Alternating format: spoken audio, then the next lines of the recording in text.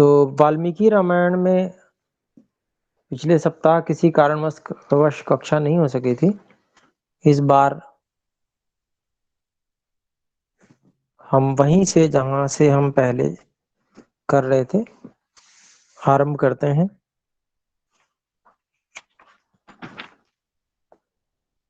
दसवें सर्ग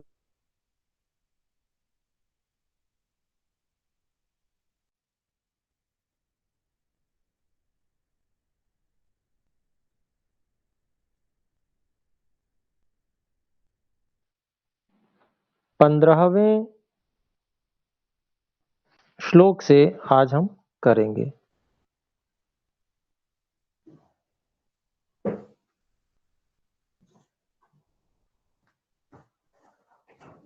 पंद्रहवें श्लोक में यहाँ पर जो हमारा प्रकरण चल रहा था, तो महामुनि विश्वामित्र जी, उनका आगमन राजा दशरथ जी के दरबार में हुआ है और उसके बाद में महाराजा दशरथ जी ने उनका स्वागत किया और स्वागत करने के बाद में जो उनका पूजन सत्कार अर्घ्य इत्यादि जो कुछ था वो सब किया और फिर उसके बाद में महर्षि विश्वामित्र जी ने सबसे कुशल क्षेम पूछा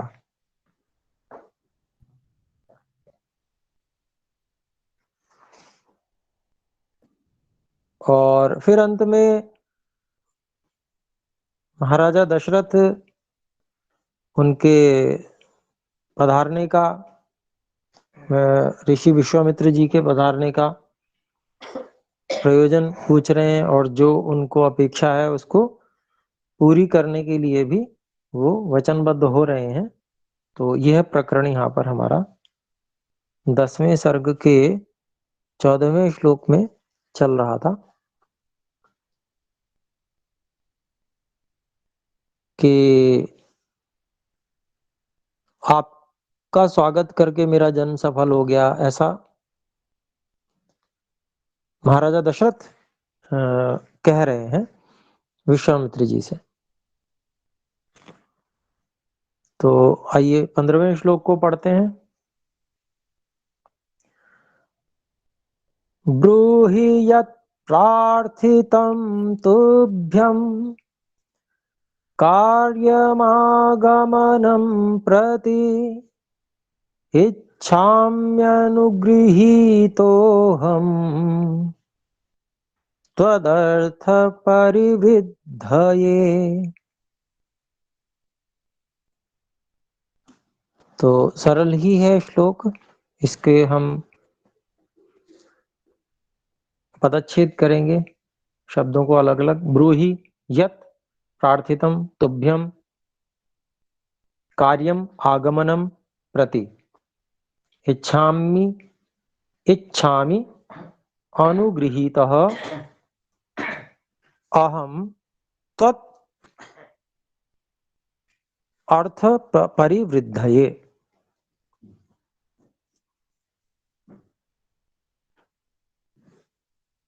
तो इसका हम अन्वय देखते हैं। ब्रूहि यत् तुभ्यं प्रार्थितं कार्यम आगमनम प्रति।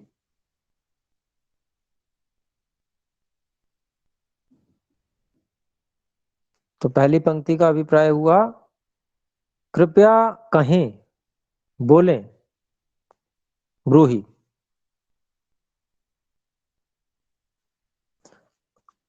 तुभ्यम आपके लिए, यत् प्रार्थितम कार्यम जो आपका अभीष्ट इच्छित कार्य है, और आने आगमनम प्रति आने के प्रति, मतलब यहाँ पर आपके आने के प्रति जो प्रयोजन है उसको आप बताएं, उसको कहें। ऐसा महाराजा दशरथ ऋषि विश्वामित्र जी से कह रहे हैं। फिर दूसरी पंक्ति का अन्वय देखते हैं। अहम इच्छामि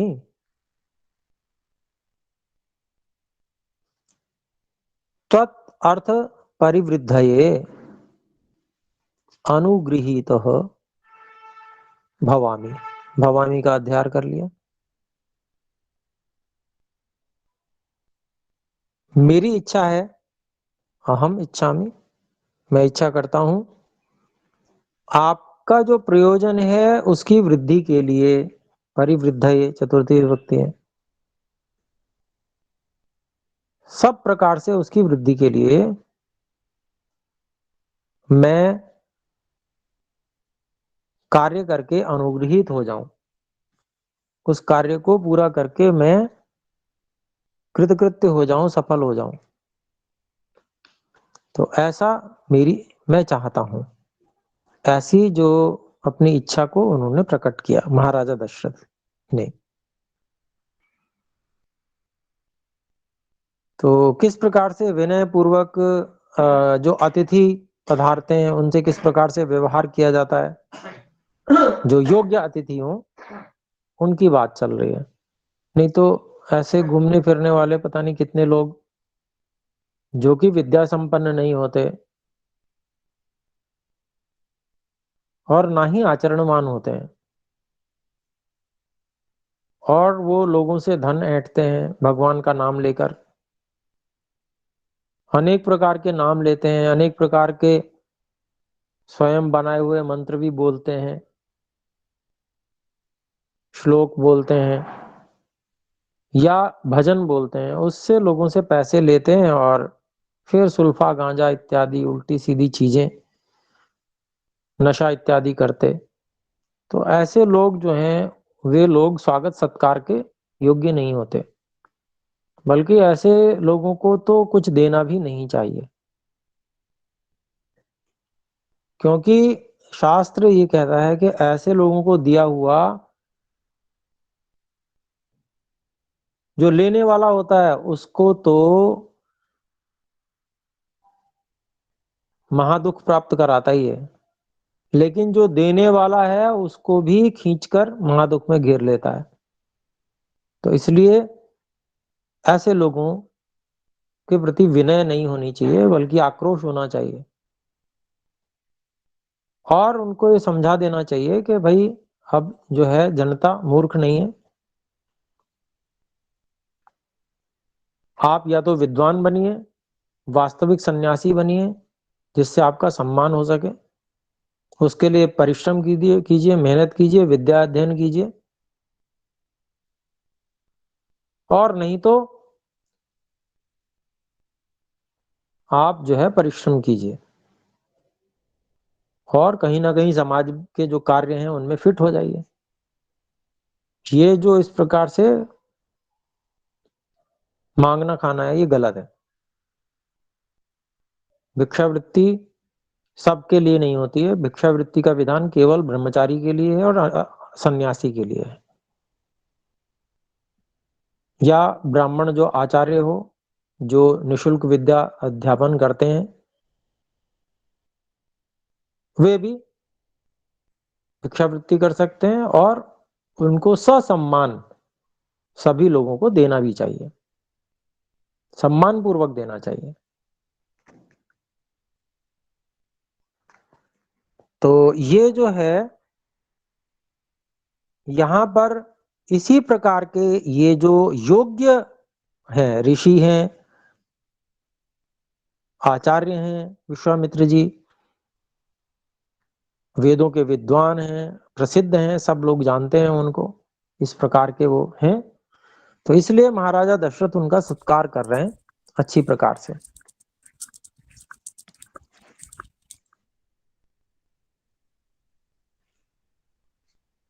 तो अगला श्लोक हम 16वां देखते हैं।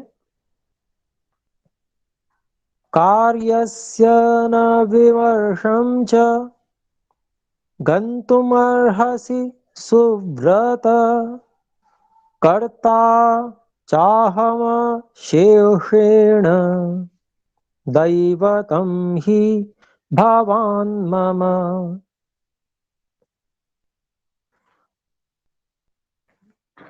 इसका पदच्छेद शब्दों को अलग अलग करना। कार्यस्य न विमर्शं च गंतुम अर्हसि सुब्रत, कर्ता च अहम अशेषेण दैवतम ही भवान मम। इसका अन्वय, हे सुव्रत, हे का अध्यार कर लिया, संबोधन बनाया सब सुव्रत को। हे सुव्रत, त्वं कार्यस्य विमर्शं च न गंतुम अर्हसि।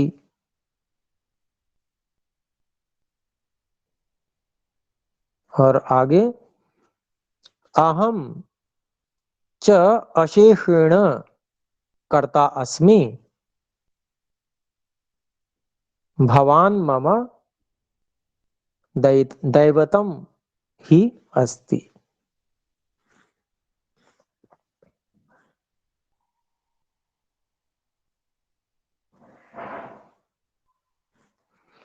तो कहते हैं कि हे सुव्रत,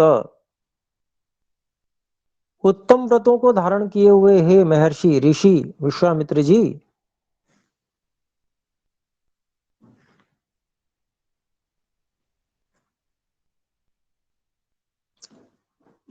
आप, तुम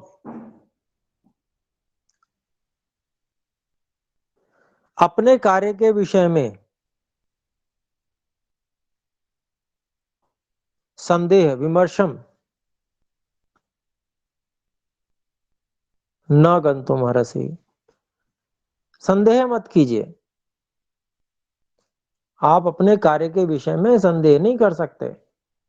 जब आप मेरे पास आ गए, कहते हैं ना जिस प्रकार से, इस ढंग से भी कहते कथन का प्रकार होता है, जब आप मेरे पास आ गए तो फिर आप संदेह नहीं कर सकते। तो उसी ढंग से यहाँ पर कह रहे हैं कि हे उत्तम व्रतों को पालन करने वाले ऋषि विश्वामित्र जी, आप अपने कार्य के बारे में संदेह न रखें। फिर कहते हैं अहम च, और मैं अशेषण संपूर्ण रूप से कुछ बाकी नहीं रखूंगा, मैं ऐसा करने वाला हूं आपके कार्य को, ऐसा करूंगा। कर्ता, ये कर्ता शब्द जो है यह लुट लकार का भी रूप होता है, और लुट लकार भविष्यत काल होता है, अनिद्यन भविष्यत। तो मैं आपके संपूर्ण कार्य को करूंगा,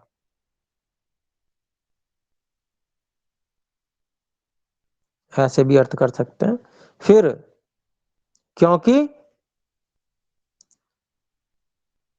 आप भवान मम दैवतम अस्ति, आप मेरे लिए पूज्य हैं, इसलिए आप बिल्कुल संदेह ना करें, आपके संपूर्ण कार्य को मैं करूंगा, कुछ भी बाकी बचा के नहीं रखूंगा, सब कुछ करूंगा मैं, क्योंकि आप मेरे पूज्य हैं। इस प्रकार से उनको वो उनका क्या प्रयोजन है उसको कहने के लिए वो बिल्कुल संकोच न करें, इस तरह से प्रेरित महाराजा दशरथ ने किया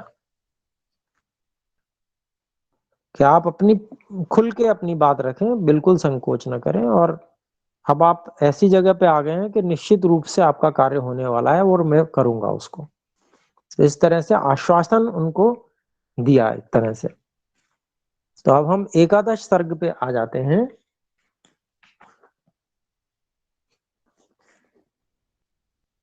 और यहाँ पर एकादश सर्ग में 11वें सर्ग में विश्वामित्र जी द्वारा श्री राम जी की याचना महाराजा दशरथ से की जाती है अपने साथ ले जाने के लिए। तो वो पूरा विवरण वर्णन यहाँ इस एकादश सर्ग में है। तो आइए पढ़ते हैं इसको। पहला श्लोक एकादश सर्ग का मैं पढ़ रहा हूं। तच्छ्रुत्वा राजसिंहस्य वाक्यमद्भुत विस्तरम हृष्टरोमा महातेजा विश्वामित्रोऽभ्यभाषत।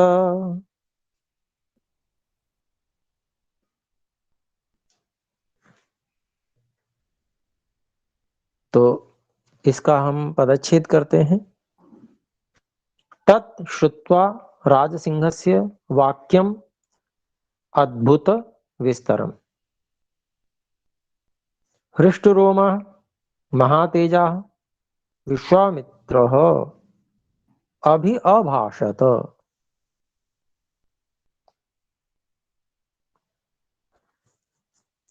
इसका अन्वय देखते हैं। राजसिंहस्य अद्भुत विस्तरम तत् वाक्यम श्रुत्वा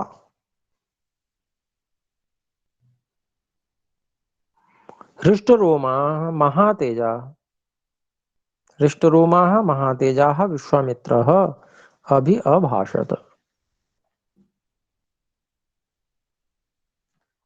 तो अभिप्राय क्या हुआ? राजसिंहस्य, ये महाराजा दशरथ के लिए विशेषण है। महाराजा दशरथ जो कि सिंह के समान राजा थे, उनका, ऐसे महाराजा दशरथ का अद्भुत, आश्चर्यचकित कर देने वाला, इतना सुंदर, ऐसा, ऐसे विस्तार वाला, विस्तरम, तत्वाक्यम, वह वाक्य, वो कथन उनका श्रुत्वा, सुनकर, हृष्ट रोमा, प्रसन्नता से जिनके जो रोम हैं वो हर्षित हो गए हैं, ऐसे महातेजस्वी विश्वामित्र जी, ऋषि विश्वामित्र जी अभी अभाषत बोले। सब प्रकार से उन्होंने बोलना शुरू किया, विचार कर।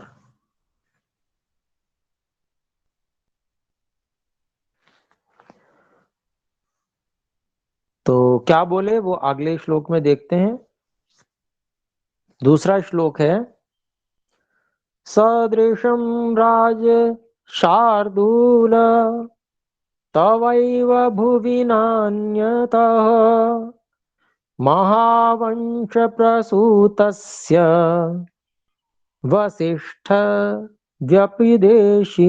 व्यपदेशिनः।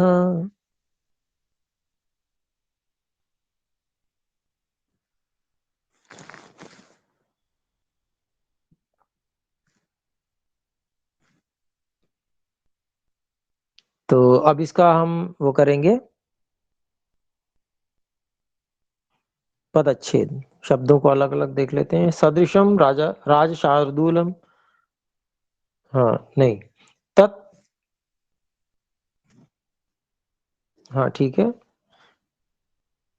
तव एव, तवैव वृद्धि संधि हुई है, वृद्धि रेचि, तव एव भुवि न अन्यतः महावंश प्रसूतस्य वसिष्ठ व्यपदेशिनः, व्यपदेशिनः।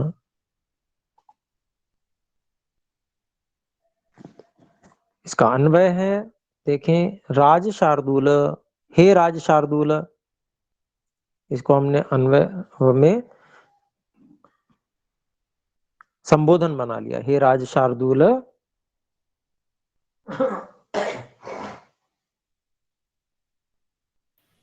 ये आचार्य जी, शार्दूला का क्या मतलब होता है? सिंह, सिंह। तो तत्सदृशम वाक्यम, तत् का हमने अध्ययन किया, सदृशम वाक्यम।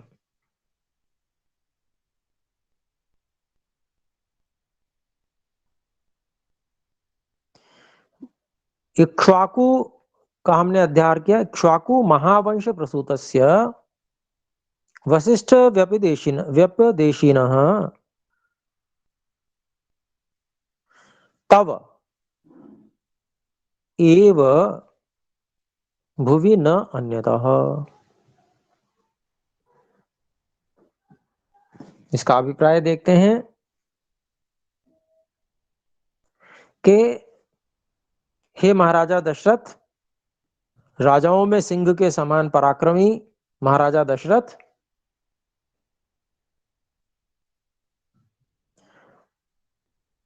आपके जैसा वाक्य, जैसा आपने वाक्य कहा या बात जो आपने कही, सदृशम तत्सदृश वाक्यम, जो आपने कहा उसके समान जो बात है, वह बात इक्ष्वाकु महावंश में जो जन्म जिसने लिया है, इक्ष्वाकु महावंश प्रसूतस्य, जिसने इक्ष्वाकु जैसे महावंश में जन्म लिया है, और वशिष्ठ व्यपदेशिन, जो महर्षि वशिष्ठ के यजमान हैं, व्यपदेशी हैं, ऐसे आप, तब तुम्हारे,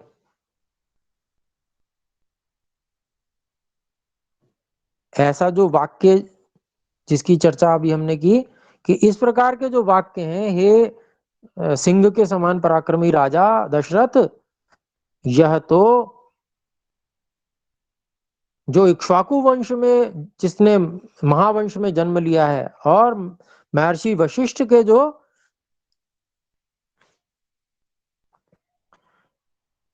यजमान हैं, ऐसे आप के ही एव भवितुम अर्हति का यहाँ हम अध्ययन कर लेते हैं, हो सकते हैं। ये जो वाक्य हैं इतने सुंदर और इतने आश्वासन देने वाले, ये जो इतने वाक्य जो कहे गए हैं, ये तो इक्ष्वाकु वंश महावंश में जो जिसने जन्म लिया है और महर्षि वशिष्ठ के जो यजमान है, ऐसे आपके ही हो सकते हैं, भुवि न अन्यथा, संसार में और किसी के नहीं हो सकते। इतने सुंदर, इतनी सुंदर बातें जो आपने कही, सम्मान में कही, और आश्वासन दिया कि मैं आपके सभी प्रयोजनों को सिद्ध करूंगा इत्यादि, ये बातें तो भाई आप जैसे इक्ष्वाकु महावंश में जो जन्म लेते हैं और महर्षि वशिष्ठ जी के जो यजमान हैं, उपदेशी हैं, उन ही के ऐसे वाक्य हो सकते हैं, और संसार में किसी के ऐसे नहीं हो सकते, ऐसा अभिप्राय है। तो फिर अब हम तीसरे श्लोक पे आ जाते हैं। ये अब महर्षि वशिष्ठ जी ने कहना शुरू किया है। तो देखिए कहने का ढंग कितना उत्तम होता है कि भाई देखिए, इतना जो पूरी तरह से आश्वस्त मुझे कर देता है, मेरे सब प्रयोजन को सिद्ध कर देंगे, ऐसे तो आप ही हैं। अभी तक तो इतना सुंदर वचन और कहाँ सुनने को मिला मुझे। तो ऐसा उन्होंने उनको कहा। तो तीसरे श्लोक में क्या कहते हैं देखिए, यत्तु मे हृद्गतं वाक्यं तस्य कार्यस्य निश्चयम् कुरुष्व राजशार्दूल भव सत्य प्रतिशवः।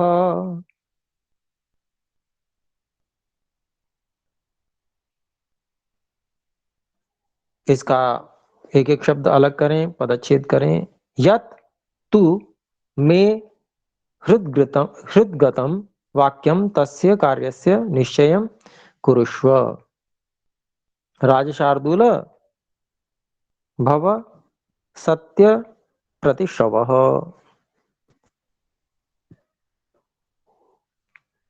तो अब इसका अन्वय देखते हैं हम।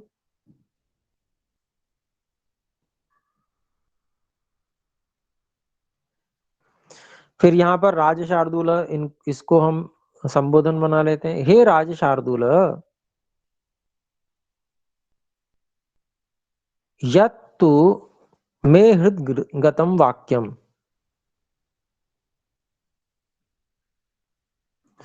सत्य प्रतिश्रवः तस्य कार्यस्य निश्चयं कुरुष्व।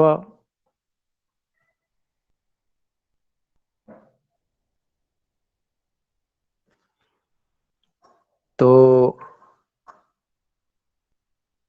अब जो है महर्षि विश्वामित्र जी कहते हैं, हे राज शार्दूल, हे महाराजा दशरथ, सिंह के समान पराक्रमी राजा,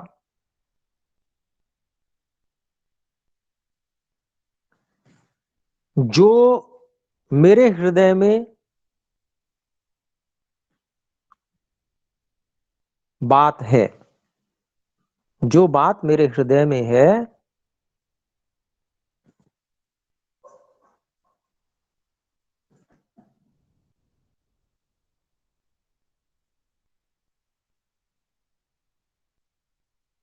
वह बात सत्य प्रतिश्रवः। सत्य प्रतिश्रव कहते हैं जो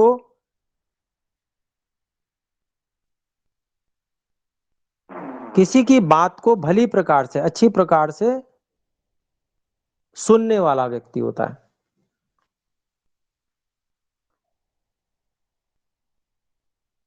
तो जो आपने सुनने की, मेरी बात को सुनने की जो इच्छा की है, तो जो मेरे मन में जो बात है और जो आपने सुनने की इच्छा की है, जिसका प्रतिश्रव आप कर रहे हैं,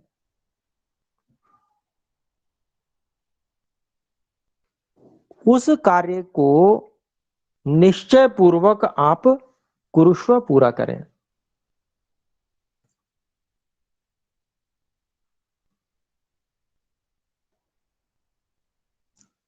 तो वो क्या कार्य है वो आगे बताएंगे। पहले उन्होंने उनको बांधा कि हे राजन, जिस प्रकार से आपने जो बातें कही हैं उससे मेरे कार्य को आप सिद्ध करना चाहते हैं और बहुत सुनने को इच्छुक हैं कि मैं आपको, मेरी क्या इच्छा है, किस इच्छा को लेकर मैं यहाँ आया हूं, तो जो आपने वचन कहे हैं उस वचन को आप पूरा कीजिए, मैं बताने को उद्यत हूं।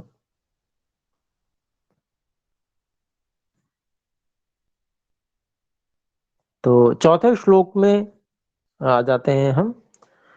अहम नियममातिष्ठे सिद्ध्यर्थम पुरुषर्षभ, तस्य विघ्नकरौ द्वौ तु राक्षसौ कामरूपिणौ।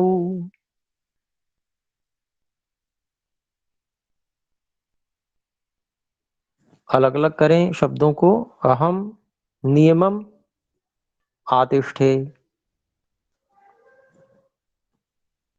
सिद्धि अर्थम पुरुषर्षभ, पुरुष ऋषभ, उसी की संधि हो गई पुरुषर्षभ, पुरुष ऋषभ। फिर है तस्य विघ्न करौ द्वौ तु राक्षसौ कामरूपिणौ।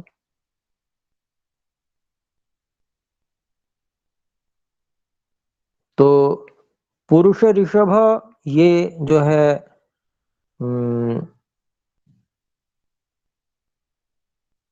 संबोधन यहाँ पर लगाते हैं हम इसको, तो अन्वय कर रहे हैं। तो पुरुषर्षभ, हे पुरुषर्षभ, अद्यत्वे, अद्यत्वे का हम अध्यार कर रहे हैं। अहम यज्ञ, यज्ञ का भी हम अध्यार कर रहे हैं।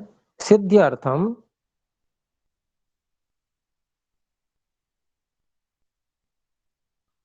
नियमम आतिष्ठे, द्वौ कामरूपिणौ राक्षसौ तु तस्य विघ्नकरौ स्तः। स्तः का भी हमने अध्यार कर लिया। तो इसका अभिप्राय देखते हैं।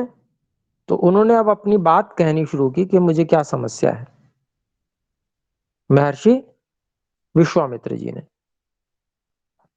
तो कहते हैं, संबोधन करते हैं, हे पुरुषों में श्रेष्ठ, सर्वश्रेष्ठ, हे राजन,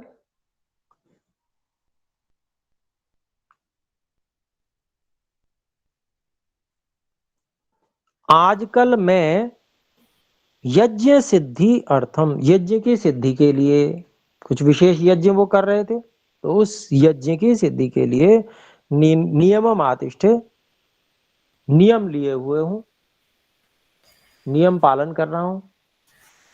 आचार्य जी, अर्षभ का मतलब सबसे श्रेष्ठ होता है। ऋषभ, ऋषभ, ऋषभ। हाँ ये पुरुष ऋषभ दो है ना, तो जी। इसकी संधि हो गई तो पुरुषर्षभ ऐसे बन गया, पुरुष ऋषभ। और काम रूपिनों का मतलब? हाँ हम आ रहे हैं, अभी उधर ही की ओर आ रहे हैं, अभी वहां पहुंचे नहीं है। तो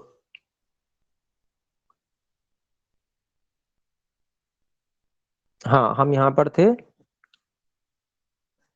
तो मैंने जो है यज्ञ की सिद्धि के लिए नियम ले रखा है। फिर आगे आ गया हमारा द्वौ काम रूपिणौ तु राक्षसौ, दो रूप बदलने वाले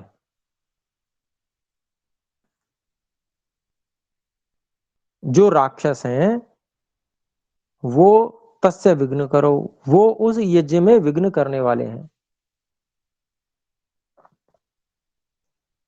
इच्छानुसार भिन्न भिन्न रूप बदल के आ जाते हैं और अलग अलग ढंग से विघ्न करते हैं, परेशान करते हैं।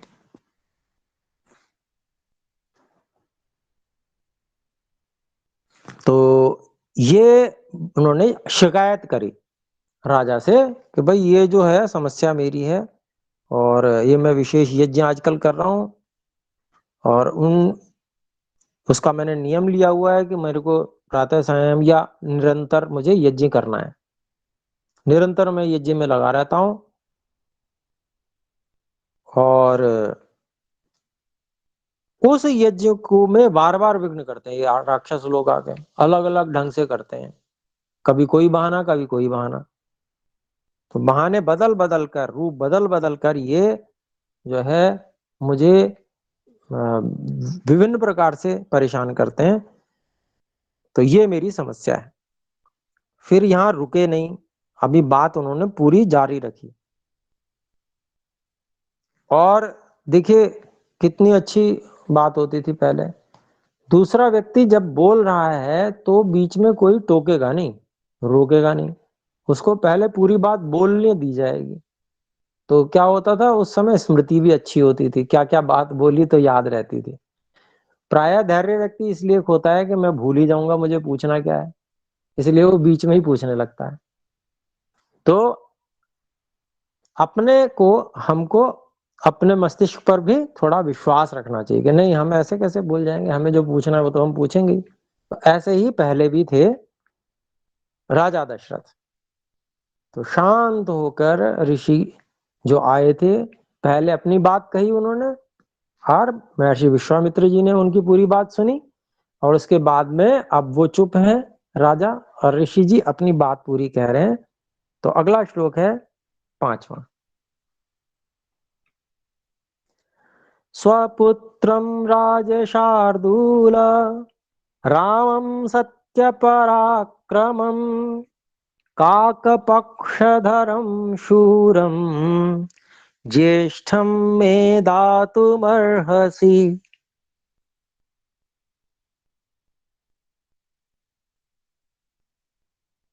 तो स्वपुत्रम राजशार्दूल रामम सत्य पराक्रमम काकपक्षधरम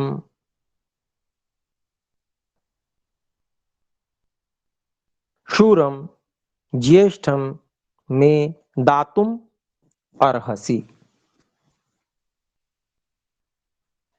तो ये हमने पदों को अलग अलग कर दिया।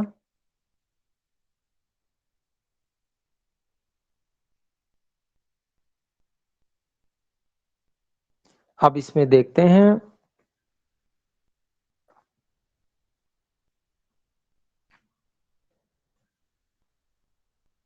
हे राज शार्दूल, हे सिंह के समान पराक्रमी राजा दशरथ। ये पहला इसको हमने वो किया, अन्वय में ला रहे हैं, तो हे राज शार्दूल, मैं सत्य पराक्रमम स्वपुत्रम, नहीं, मैं सत्य पराक्रमम काकपक्षधरम शूरम ज्येष्ठम स्वपुत्रम रामम दातुम अर्हसि। तो ये उन्हीं के विशेषण है, रामम के, इस कारण से वो सारे विशेषण रामम से पहले लेके आ गए हम। तो हे सिंह के समान पराक्रमी राजा दशरथ,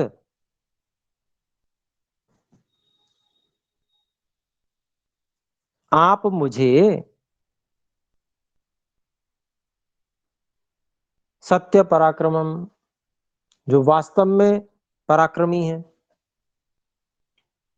सत्य पराक्रम को धारण करने वाले, सत्य के रक्षक, ये भी कह सकते हैं, पराक्रम से सत्य की रक्षा करने वाले, काक पक्षधरम, काक पक्षधारी, शूर वीर, ओम। ज्येष्ठ, जी कहें। आचार्य जी, काक का मतलब क्या पक्षधरम, हुआ? काक पक्षधरम था। एक एक करके बोले, ओम बोले पहले, ओम जिन्होंने बोला था वे बोले, जी। आप भी पहले काक ओम बोला पक्ष। करें फिर बोला करें। जी कहें, रूपल जी बोल रहे हैं, डॉक्टर जी, रूपल मैं जी बोल। यही पूछ रही थी आचार्य जी, काक पक्षधारी का मीनिंग क्या हुआ? जी, आप भी यही पूछ रहे थे जी जी जी। डॉक्टर जी मैं मीनाक्षी जी। जी जी जी। तो हम में से कोई काक पक्षधारी, इसका अभिप्राय जानते हो तो बताएं, कक्षा में उपस्थित।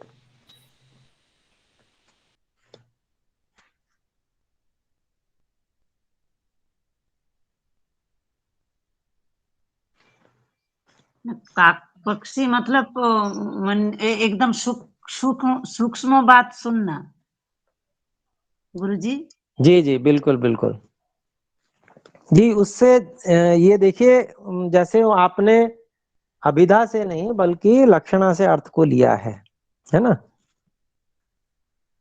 तो इसी तरह से इसका अर्थ भी लिया जाएगा कि जो जैसे कौवा चेष्टा करता है ना, उसी की चेष्टा के समान पक्ष को रखने वाला, काक पक्षधारी।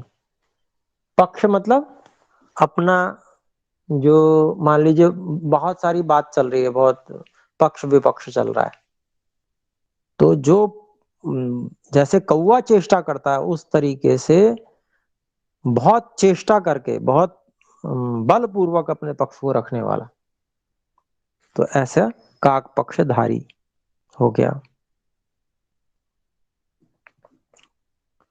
फिर है आपका शूरम, शूरवीर, ज्येष्ठम स्वपुत्रम, स्वज्येष्ठ पुत्रम ऐसा भी कह सकते हैं, तो अपने बड़े पुत्र रामम, राम को दे सकते हो, यानी कि दे दीजिए, दे सकते हो, दे दीजिए, बात एक ही है,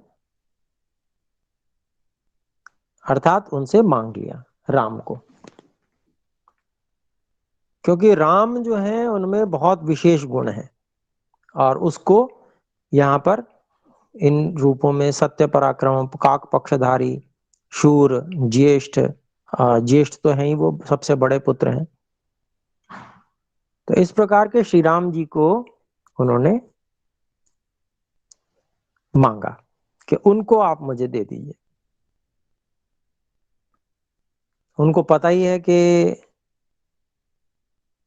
प्रसिद्ध हो जाता है ना कि राम और लक्ष्मण की जोड़ी है, तो राम को मांगेंगे तो लक्ष्मण को मांगने की आवश्यकता नहीं है, वो तो साथ में आएंगे, तो उन्होंने राम को ही मांगा केवल।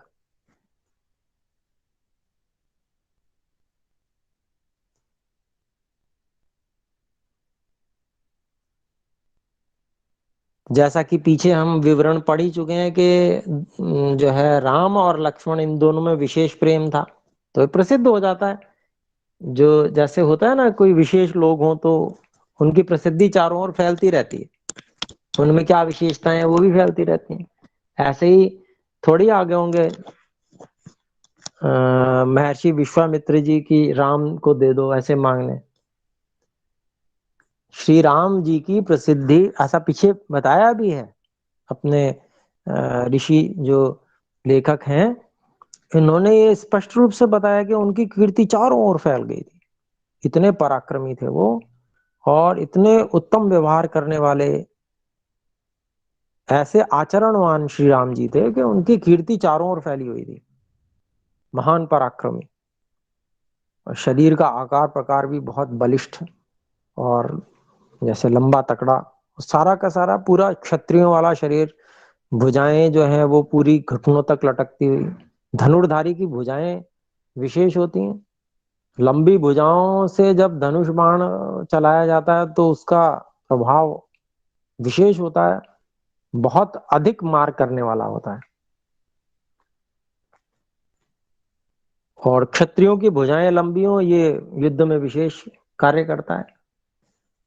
तो इत्यादि बहुत सारी जो है उनकी जो विशेषताएं थी वो प्रसिद्ध थी, जिसके कारण से विश्वामित्र जी आए। तो ये बात भी प्रसिद्ध थी कि लक्ष्मण जी भी साथ में आएंगे ही आएंगे, तो उन्होंने श्री राम जी को ही मांगा। फिर अगला श्लोक देखते हैं, छठे श्लोक में। शक्तो ह्येष मया गुप्ता दिव्येन स्वेन तेजसा राक्षसा ये विकर्तारस तेषामपि विनाशने। अलग अलग करते हैं। शक्तः हि एषः मया गुप्ता दिव्येन स्वेन तेजसा राक्षसाः ये विकर्तारः तेषाम अपि विनाशने। तो मांगने में भाई क्यों मांग रहे हैं राम को, तो उसमें हेतु भी तो देना पड़ेगा, ऐसे ही थोड़ी। तो उसमें अपनी बात को वो रख रहे हैं। तो विश्वामित्र जी कहते हैं महाराज दशरथ से, मया गुप्ता, अन्वय कर रहा हूं, मया गुप्ता ही एष स्वेन दिव्येन तेजसा रक्षार्थम शक्तः अस्ति। रक्षार्थम का अध्यार किया, अस्ति का भी अध्यार किया, रक्षार्थम शक्तः अस्ति। फिर आगे देखते हैं, अपितु ये, अपितु का अध्यार किया, अपितु ये विकर्तारः राक्षसाः तेषाम अपि विनाशने शक्तः अस्ति।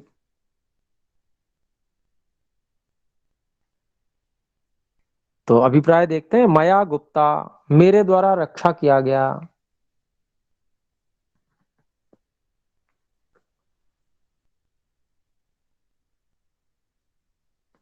गुपुरक्षणे धातु से ये शब्द है, तो मेरे द्वारा रक्षा किया गया, मेरे द्वारा रक्षित।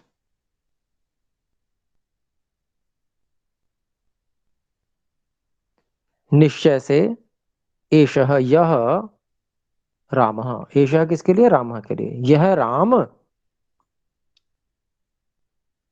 स्वेन दिव्येन तेजसा, अपने दिव्य तेज के द्वारा रक्षा करने के लिए समर्थवान है, सामर्थ्यवान है।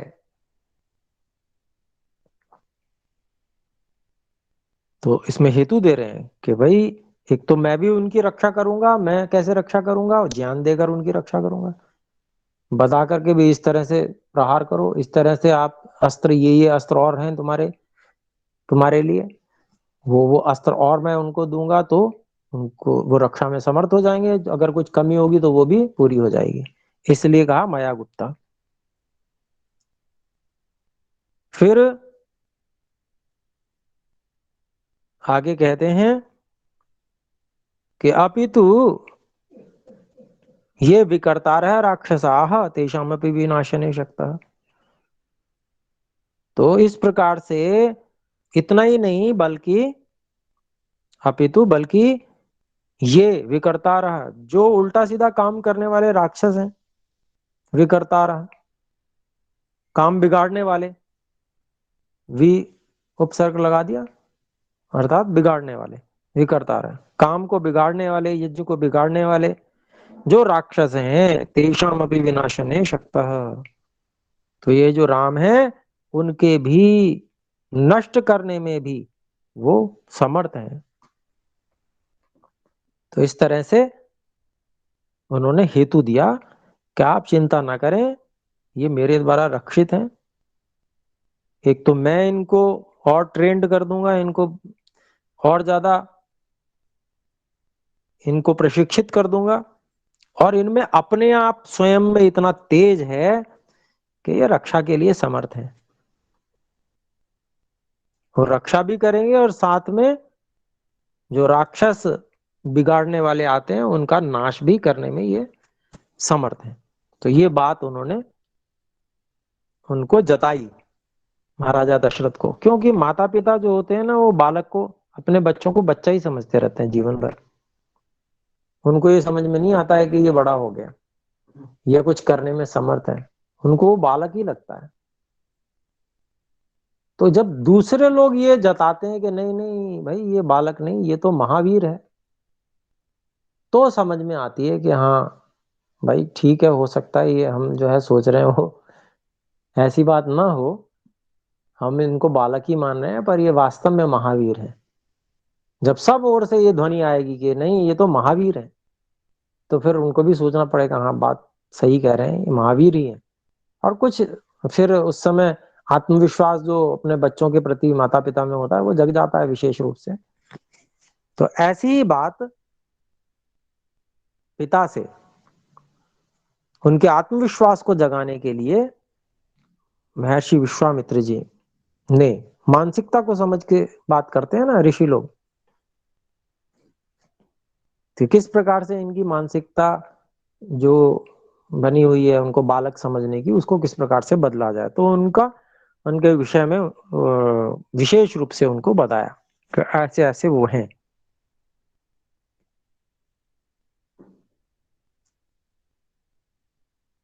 तो अब 7वें श्लोक को देखते हैं। 7वां श्लोक है, श्रेयश्चास्मै प्रदास्यामि बहुरूपं न संशयः त्रयाणामपि लोकानां येन ख्यातिं गमिष्यति। इसका पदच्छेद करेंगे। श्रेयः च अस्मै प्रदास्यामि, प्रदास्यामि क्रियापद है, बहुरूपम न संशयः त्रयाणाम अपि लोकानाम येन ख्यातिम गमिष्यति। इसका अन्वय देखते हैं। तो अहम, इसका अध्यार किया, अहम अस्मै रामाय, अस्मै चतुर्थी विभक्ति है तो राम के लिए कही जा रही है, तो रामाय हमने अध्यार कर लिया। अहम अस्मै रामाय बहुरूपम श्रेयः प्रदास्यामि न संशयः।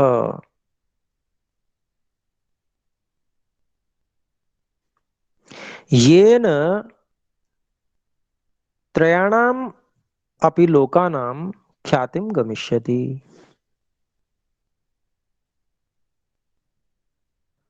तो कहते हैं देखिए, मैं अस्मय इस राम के लिए, इस राम को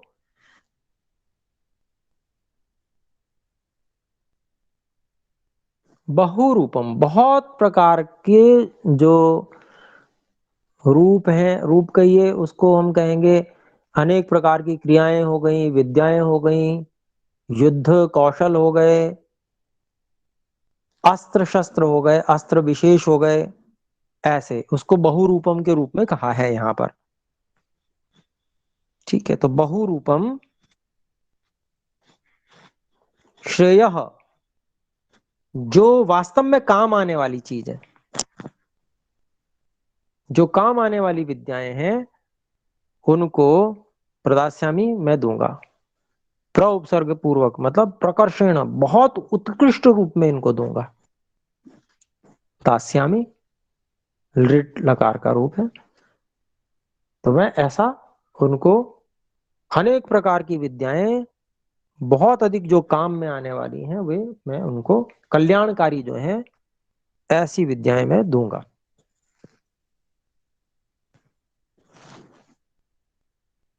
फिर कहते हैं न संशय, इस बात में हे महाराजा दशरथ आप बिल्कुल भी संशय ना करें। कि क्या संशय ना करें?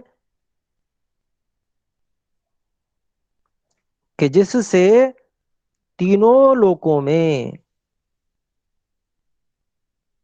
श्री राम जी की ख्याति हो जाएगी, उनका यश हो जाएगा। तो इस प्रकार से मैं उनको प्रशिक्षित करूंगा, उनको इतना विद्याएं मैं दूंगा निश्चित रूप से कि तीनों लोकों में उनकी ख्याति हो जाएगी। इसमें कोई भी संशय मत करें आप महाराजा दशरथ जी।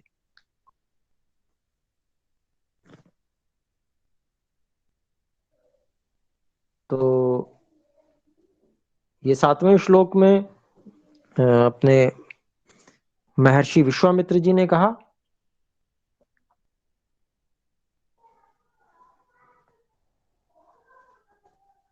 8वें श्लोक पर चलते हैं। यदि ते धर्म लाभं च यशश्च परमं भुवि स्थिरमिच्छसि राजेन्द्र रामं मे दातुमर्हसि।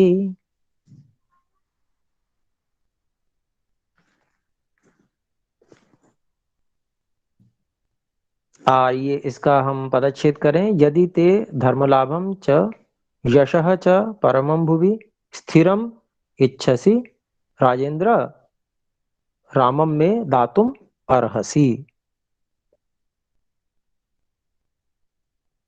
तो पहले तो विनम्रता पूर्वक और हेतु पूर्वक बताया, अब थोड़ा सा अलग ढंग से भी कह रहे हैं। थोड़ा सा जिसको कहते हैं ना कि भाई कि अगर तुम अपने वचन से मुकरोगे तो तुम्हारा अपयश हो जाएगा। सब और लोग जो हैं ये कहने लगेंगे भाई ये तो ठीक नहीं है, कि उन्होंने तो कहा था कि हम देंगे, जो कहोगे वो पूरा करेंगे। तो इस प्रकार से आइए देखते हैं, कहते हैं इसमें अब हम अन्वय करते हैं। यदि ते भुवि परमं धर्म लाभम च यशः च स्थिरम इच्छसि राजेंद्र रामम में दातुमर्हसि। तो हे राजेंद्र, हे राजाओं के इंद्र, राजाओं के राजा महाराजा दशरथ, यदि आप संसार में, लोकों में, भुवि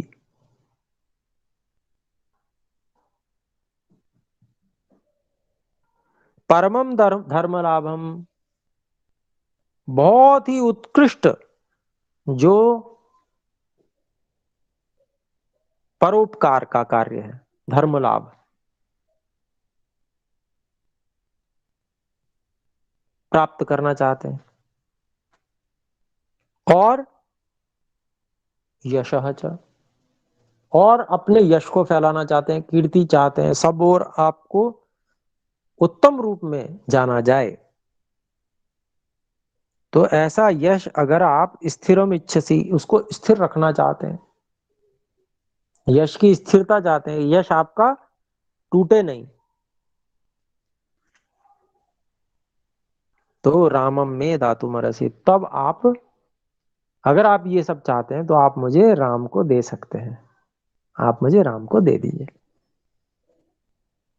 क्योंकि अगर आप नहीं देंगे तो क्या होगा, ये सब उल्टा हो जाएगा, आपका धर्म लाभ भी नहीं होगा, परम धर्म लाभ जो मिलने वाला है संसार में, यश भी आपको नहीं मिलेगा, यश की स्थिरता भी नहीं होगी, यश टूट जाएगा। यानी कि आपका जो नाम है कि अरे वो वचन के देने वाले हैं, और बहुत बड़े दाता ऐसे राजा हैं जो योग्य पात्र को कभी भी खाली हाथ नहीं लौटाते, तो इसमें गड़बड़ हो जाएगी। तो थोड़ा सा उनको दूसरे ढंग से भी समझाने का प्रयास किया गया विश्वामित्र जी के द्वारा। तो अब 9वां श्लोक देखते हैं हम। इत्येवमुक्त्वा धर्मात्मा धर्मार्थ सहितं वचः विरराम महातेजा विश्वामित्रो महामुनिः।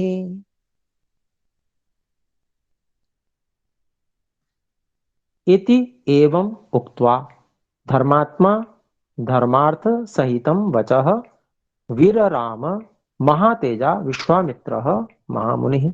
ये मैंने पद अलग अलग कर दिए, इसका अन्वय देख लेते हैं। धर्मात्मा महातेजा महामुनिः विश्वामित्रः धर्मार्थ सहितम् इति एवं वचः उक्त्वा वीरराम।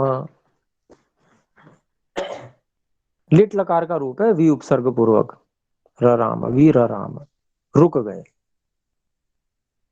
तो इसका अभिप्राय देखते हैं। धर्मात्मा महा तेज वाले, महान तेजस्वी, महामुनि, बहुत बड़े जो मनन करने वाले, ऐसे विश्वामित्र जी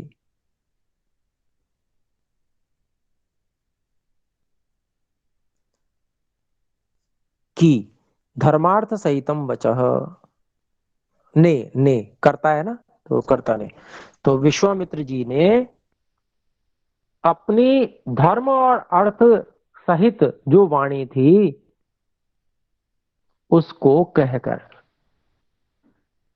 इस प्रकार की धर्म और अर्थ सहित जो वाणी थी उसको कहकर वीरराम फिर वो चुप हो गए।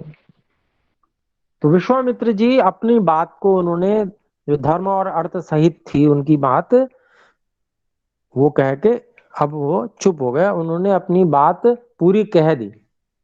अब वो पूरी बात कह दी, अब उसके बाद में देखिए महाराजा दशरथ क्या कहते हैं। तो समय पूरा हो गया है, महाराजा दशरथ वाला प्रकरण हम अगली बार देख लेंगे। 9वें श्लोक तक हमारा हुआ। हमें कोई और पूछना चाहेंगे कुछ तो पूछ सकते हैं, नहीं तो विराम करेंगे। आचार्य जी, जी कहें। हाँ, जो विरोरम, इसका भंगा कैसे जाए, इसको, उसको भात क्या और धातु क्या? ये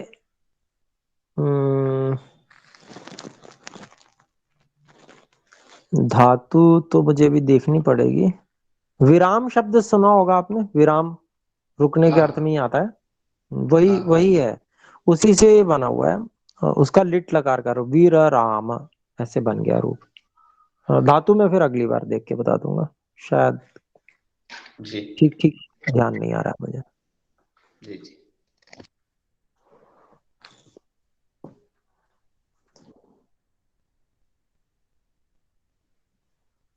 तो और कोई प्रश्न नहीं है? बीच में आप लोगों ने बीच बीच में ही कर भी लिए थे प्रश्न, तो आइए एक बार ओम का उच्चारण करें।